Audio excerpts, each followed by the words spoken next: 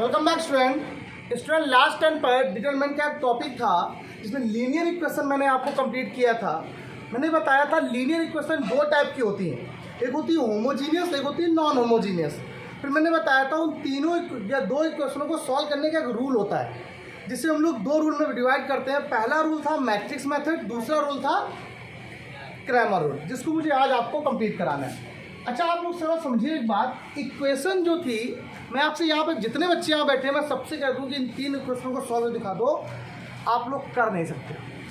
अगर दो वेरिएबल होते तो क्वेश्चन बहुत सरल था, लेकिन तीन वेरिएबल के इक्वेशन को सॉल्व करना बहुत ही टफ आता है। और ऊपर से साथ में कैसा इक्वेशन है, ये नॉन होमोजीनियस है, जिसमें बी की वैल्यू साथ में आ रही है। ठीक, जिसने बच्चों ने पढ़ा है उनको अच्छे से आएगा, जिन्होंने नहीं पढ़ा है क्लास हो सकता है उनको क्लास समझ में भी ना आए। ये सिंपल बात है कि ये आज की क्लास उसी को समझ में आएगी जिसने लास्ट टाइम में पढ़ा होगा या उसको थोड़ा बहुत भी कुछ आता होगा, उसको नहीं आता होगा। अच्छा, जिसको फिजिक्स का एक क्लास आती होगी IJK निकालने वाला सिस्टम, किसी को याद है वो जो किसी डिटरमिनेंट को सॉल्व करना, जिसको वो आता हो वो सब आ गया। फिर तो यहाँ पर जो क्रैमर रूल से कल बताया था मैट्रिक्स मेथड से, आज बताऊँगा क्रैमर रूल से। क्रैमर रूल ये कहता है कि अगर क्रैमर रूल यूज करना है तो x y का मान निकालना सरल हो जाता है। होता क्या है जरा देखो, एक्चुअली रूल ये होता है कि जो x की वैल्यू होती है वो होती है dx/d, जो y की वैल्यू होती है वो ये होती है बेटा dy/d, और जो z की वैल्यू होती है वो क्या होती है dz/d होती है। जो z की वैल्यू होती है वो क्या होती है dz/d। अच्छा, एक बात और समझो, अब कुछ लोग इसको क्या करते हैं, कुछ दूसरी बुक्स में ऐसे लिखा होता है, ऐसे डेल्टा x/डेल्टा, ऐसे भी लिखा होता है डेल्टा y/डेल्टा, ऐसे भी लिखा होता है डेल्टा z/डेल्टा, ऐसे भी लिखा होता है। वो सेम बात है। डी और डेल्टा का मतलब होता है डिटरमिनेंट। डी और डेल्टा का मीन क्या होता है, डिटरमिनेंट, जिसको सॉल्व करके आपको वैल्यू निकालनी होती है। इसमें आपको कोई भी प्रॉब्लम नहीं होनी चाहिए। ठीक है, क्लियर हुई बात। अब क्वेश्चन आपके सामने लिखा है, डिटरमिनेंट आपके सामने लिखी हुई है, सॉल्व करके दिखा दी, आपका आंसर आ गया। तो सबसे पहला काम सर, ये डेल्टा डेल्टा डेल्टा कैसे आएगा, या delta x delta y delta z कैसे आएगा। चलिए सिंपल, हम डेल्टा का यूज नहीं करेंगे, हम किसका यूज करेंगे, सिर्फ d का। किसका यूज करेंगे, d का मतलब डिटरमिनेंट। क्या होता है डिटरमिनेंट का मतलब जिसमें मॉड लगा होता है। अच्छा, कल बताया था मैट्रिक्स, a का मतलब मैट्रिक्स होते क्या है, x के कोफिशिएंट क्या होते हैं। अच्छा, देखते हैं, डिटरमिनेंट लिखते हैं d बराबर, क्या लिखा मैंने बेटा d। चलिए, x का कोफिशिएंट यहाँ क्या लिखा हुआ है 1, y का कोफिशिएंट यहाँ क्या लिखा हुआ है 1, z का कोफिशिएंट यहाँ क्या लिखा हुआ है 1, x का कोफिशिएंट यहाँ पे क्या लिखा हुआ है 1 2 3 1 4 9। ये हो गया d, हो गया d। अब मुझे तुम ये बताओ, इस d का मतलब आपने क्या पढ़ा है हमेशा, डिटरमिनेंट। क्या पढ़ा है, इसी को हम लोग क्या बोलते हैं, डेल्टा भी कहते हैं। क्या कहते हैं बेटा, अनिल, पीछे अनिल कहाँ है, अनिल बेटा ये मुझे बताओ, आप डिटरमिनेंट को सॉल्व कैसे किया जाता है, पता है ना आप लोग को, किसके रेस्पेक्ट पर, R1 R2 R3 C1 C2 C3, जिसका तुम्हारा मन उससे कर लो। तुम किससे करते हो ज़्यादातर, R1 से, या वहाँ से करते हैं जहाँ से जीरो ज़्यादा पढ़ते हैं, मोस्टली जीरो पढ़ जाते हैं। यहाँ कहीं जीरो है नहीं, कहीं भी कर दो आप, जहाँ तुम्हारा मन हो। आपने इसको ज़रा सॉल्व कर दिया तो 1 along R1, किसके along बेटा, along R1, तो आपने 1 लिखा और 1 के साथ क्या आ गया, ये पहला एलिमेंट था। कैसा एलिमेंट था, पहला एलिमेंट मतलब पहला रो पहला कॉलम, यही बोलते हो ना। तो पहला रो, एक minute, first row first column, चुप गया, क्या बचा देखो आपके पास 2 3। अच्छा देखिए यहाँ से क्या आ गया, ये आ गया 2 3 4 9 प्लस माइनस, अगला आया माइनस का 1, फिर पहला रो सेकेंड कॉलम, क्या बचा 1 3 1 9। ये बात सब क्वेश्चन में आ गई, प्लस का 1, यहाँ से क्या आया, ये गया ये गया, क्या आ गया 1 2 1 4। ये बात सब क्वेश्चन में आ गई बच्चा, अच्छे से क्लियर हो गई बात। अच्छा भाई साहब, 9 2 जा 18, बीच में माइनस 12। ये बात सब क्वेश्चन में, बाहर किससे मल्टीप्लाई है 1 से, 1 से मल्टीप्लाई कराने में कोई फर्क नहीं पड़ेगा।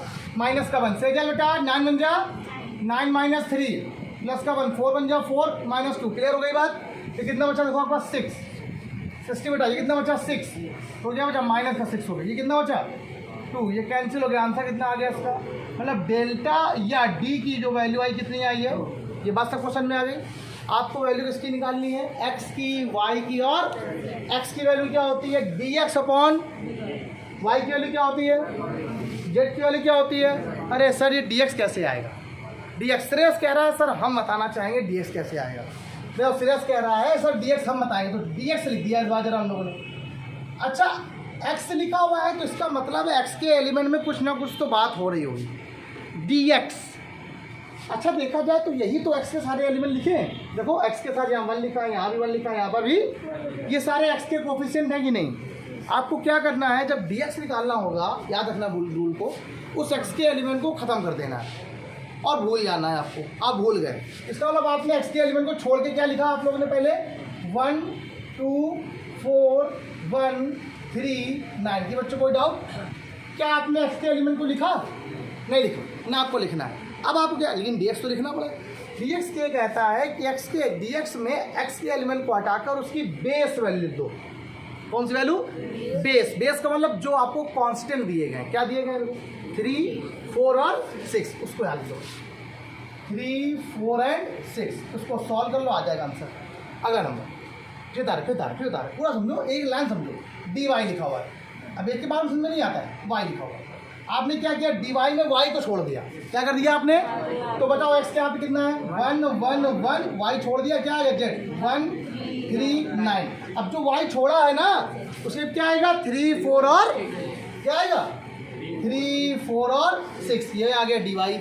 अच्छा डी जेड निकालो, मैंने क्या बोला था आपसे, अगर जेड की बात करेगा तो जेड को छोड़कर जेड के एलिमेंट के या उनके कोफिशिएंट को छोड़ देना है और उसके स्थान पे किसकी वैल्यू रख देना है, बेस वैल्यू। किसको रख देना है, अब बताइए, जेड को हटा देना है, इसका मतलब एक्स तो वही रहेगा, वाई आपके पास 1 2 और 4 रहेगा, यहाँ क्या जाएगा 3 4 और, तो डी एक्स सबको निकल आया, डी वाई सबसे आ गया, डी जेड सबको आ गया।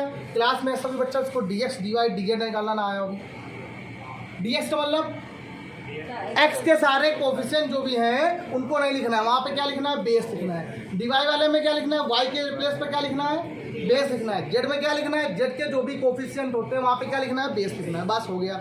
अब सॉल्व कर लें, सॉल्व कैसे करते हैं, कैसे कर रहे थे अभी तक। चलिए क्या आएगा, 3 के साथ क्या आया, ये गया 4 2 जा नहीं 9 2 जा 18 माइनस का 12, फिर माइनस ये गया 9 4 जा, ये हो गया 13, ये गया ये क्या आ गया प्लस का 1। बोलो कितना है बेटा, 16 माइनस 12, वॉट इट। सब समझ में आ गया अच्छे से, नहीं आया ये चीज़ नहीं आती है। अच्छा ये चीज़ किसको नहीं आती सॉल्व करना बेटा, आई जी के सॉल्व करना आता ना फिजिक्स में। अच्छा ठीक हो जाएगा, आ जाएगा। होता क्या है, इससे स्टार्ट करते हैं। देखो मैं बता दे जो बच्चे नहीं, बेटा तुम्हें आती है तो वो बता दे तो क्या होता है। ऐसे लिखा 3, फिर -1, फिर लिखा +1, इसके साथ यहाँ मॉड लगा दो, ठीक है, यहाँ भी मॉड लगा दो और यहाँ पर भी साथ में मॉड लगा दो, ये प्लस माइनस और ये प्लस।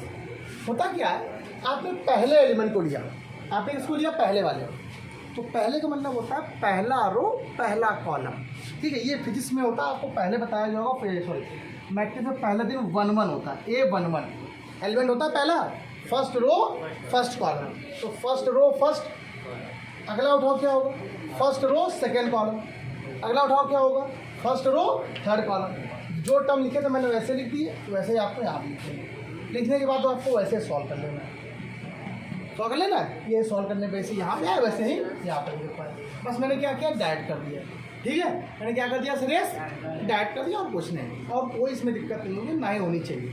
ये बात सबको समझ आ गई। एक और देख लो, और भी आ गया, मतलब सॉल्व कर लेते फिर दिखाई। ये क्या बचा बेटा आपके पास, क्या बचा है, 18 में चलेगा, 6 बचा, 6 3 जा 18, बोलो कितना बचा, माइनस का 18, क्या बचा 4, कैंसिल हो, कितना आ गया 4 हो गया। अब देखो इसको थोड़ा सॉल्व दिखाते हैं। तो पहले 1 आया, फर्स्ट रो फर्स्ट कॉलम, इसको थोड़ा सॉल्व कर दीजिएगा, 4 3 6 9, डन हो गई बात। राहुल अगला क्या आएगा, माइनस का 3, बोलो फर्स्ट रो क्या बचा वो बताओ, 1 3 1 9, नैन्सी बेटा 1 हो गया, ये गया क्या आएगा 1 4, ऑप्शन आ गया यहाँ तक, क्लियर हो गया। सेजल कितना बताओ, 36 माइनस का 18, क्या बचेगा 18 ही बचेगा कि नहीं बचेगा, डैट कर रहा है, क्या बचा 9 -3 6, 9 माइनस का 18 तो प्लस माइनस का 3 हो जाएगा, बाहर माइनस 3 का मल्टीप्लाई है ना, ये कितना बचेगा 6 माइनस का 4 क्या आएगा, प्लस का 4 आ जाएगा, कैंसिल कितना आ गया, सॉरी 2।